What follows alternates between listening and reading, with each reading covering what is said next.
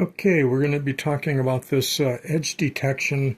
I'm going to call it a robot. It's motorized, performs a function.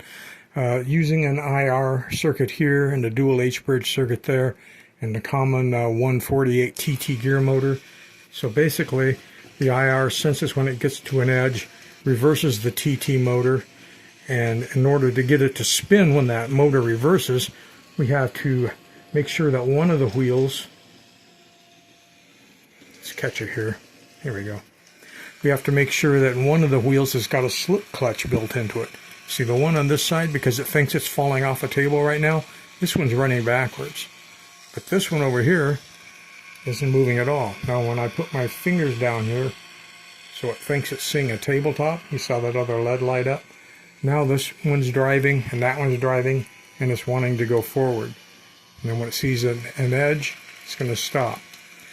So there's some magic going on there. The main magic is going to be in the slip clutch wheel, and I added this ratchet just to assure that it locks up, or unlocks if you will. It depends how you want to look at it. Unlocks from the TT motor, but locks up to where it doesn't move, so it'll really spin, on a dime and get away from the edge right away.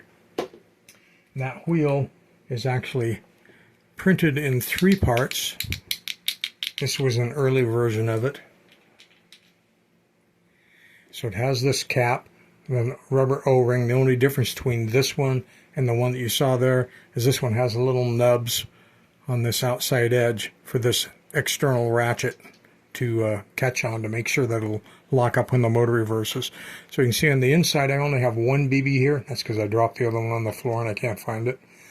And basically when it turns in one direction, the BB is pulled into a wide end, and when it turns in the other direction, the BB is pulled into a narrow end and binds up. When there's 2 of them there, it makes a very effective one-way clutch for this wheel. And you can see this part and this part, they print. This prints this way, no supports. This prints this way. I put some supports in there to keep that screw hole clean. And of course the main wheel hub part prints this way with no supports. I did take my X-Acto knife and made sure this inner hole is completely clear so that when this part is inserted, this will turn completely free without binding. And let's drop our BB in there, even though it needs to work right. And then this would normally be glued on, a couple little dots of glue, and you'd push this together all the way. And then this should turn completely free in one direction, but should grab and spin in the other, which is what it's doing. Alright, the wheel on this side, this hub prints as one piece. Again, the only place I put supports is in that hole. That hole there and that hole there are so that you can run screws in to hold them onto the TT shafts. I mean, you could glue them if you wanted. I preferred to screw it because I figured I'd be taking it apart a few times, getting everything to work right.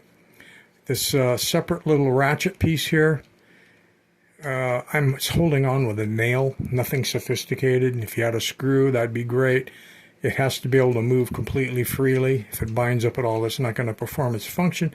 And if it doesn't ratchet, this won't spin on a dime like it needs to do. It'll do a gradual turn because this wheel will be able to continue to grab a little bit every now and then due to the weight of this being so light and the closeness of the wheels and stuff like that. So that's why I added the ratchet to make sure it would lock up so we could get a really quick spin. Okay, no modifications whatsoever to this IR sensor board. And of course there is a standard modification to this dual H-bridge driver that I do so that it will work off a single control line. And between the two I did have to add an RC because once this detects an edge, it's going to spin back right immediately. And if you don't have some sort of capacitive discharge, some IR in there, some timing in there, it would stop turning right away, and we want it to turn a little bit longer. So in my case, I'm adding a 10 UF capacitor and a diode to only pass positive through to charge the cap up, and we're going to talk more about that right now. Those parts are very inexpensive. I've found them all over the place. Under $1 to $1 for the IR sensor, $1 to $1 for that. And of course, you know, the TT motors you can find dirt cheap for $1 or less. No problem there. Okay, like I say, this is stock. It's got a positive input. In my case, we're running that right off the 3 volts. It's got a negative input to the battery, which is our common. It's got an output, which is the control line, which I'm going to connect. In my case, I'm using a Schottky diode because it has less of a voltage drop, and put the anode side towards this detector. And if you start looking for this detector online, a lot of the keywords they like to use is IR obstacle avoidance sensor module. Put those in. You'll probably find the same 3 connector version of one. And the dual H-bridge driver, you're pretty much going to have to do it by looks because there's so many of these units out there. You'll have to find one that looks like this one. But the mod for this, and excuse this line right here that I've got X'd out, the mod for this is to take this output pin right here and bring it all the way around to this bottom input pin right here. Then the next 2 pins up, you're going to loop together. That's going to become our control line. And the very top input pin, you're going to tie to V+. So again, it gets 3 volts here. It gets ground there. And the capacitor that I added for timing on this is a 10 UF. So I went from ground to our control line, which is on the anode side of this diode. So basically, normally this is going to be seeing the table. This control line is going to be low. And as soon as it doesn't see the table, this control line is going to go high. That high charges this capacitor. And that high is what's going to reverse the motor direction there. But immediately it spins, it's going to see low again. Well, we didn't want the low to come through to discharge this. The input lines on the dual H-bridge have built-in pull-down resistors. I believe they were 10K, something like that. So the cap will discharge just due to the impedance of these input pins going into that. We didn't need to worry about it here. One thing to note, just in case if you're interested, the dual comparator that they're using on these IR sensors, and they're only using half of it, the other half comparator is wide open to be used for anything you want. The output of those is actually what's called a grounded emitter switch, meaning it's an NPN transistor with the emitter tied to ground, and the output of it is the collector.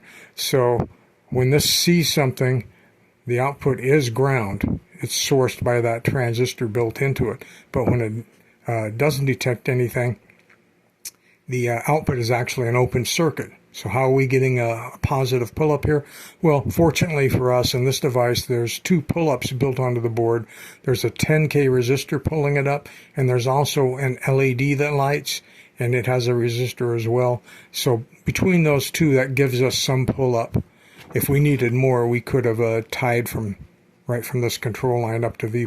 In our case, running on 3 volts, we could put something like a 220 or 300 ohm resistor or something and give us a real nice powerful pull-up. But we don't need it. The pull-up that it's performing with that 10K and the LED is sufficient to charge the capacitor, hold it for the amount of time that we wanted to get things going. So that's basically it in a nutshell. And you can see it works really well. Maybe you want to see the front. So when it's not seeing something, you'll have the power LED on. But when it does see the tabletop, you see you've got the output one on as well. Now both wheels are driving forward. See this wheel here? I put my finger on it. You can see it's still turning.